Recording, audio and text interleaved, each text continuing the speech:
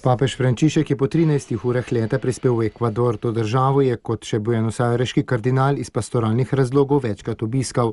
Tako tudi danes prihajam kot pričevalec Božjega usmiljenja in vere v Jezusa Kristusa, je dejal o prihodu in dodal, da v evangeliju najdemo ključe, ki nam omogočijo soočiti se s sedanjimi izzivi, tako da spoštujemo različnost, spodbujamo dialog in sodelovanje brez izključevanja, da bodo koraki naprej v napredku in razvoju zagotavljali boljšo prihodnost vsem.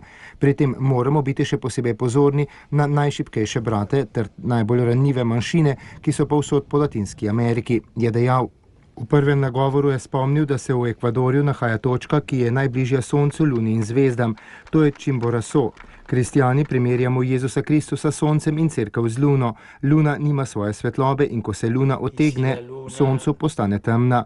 Sonce je Jezus Kristus in če se cerkev odmakne ali skrije Jezusu Kristusu, ne pričuje več. Zato je izrazil upanje, da bi v teh dnevih med njimi postala bolj očitna bližina Sonca, ki vzhaja z višave, in da bodo odsev njegove luči, njegove ljubezni.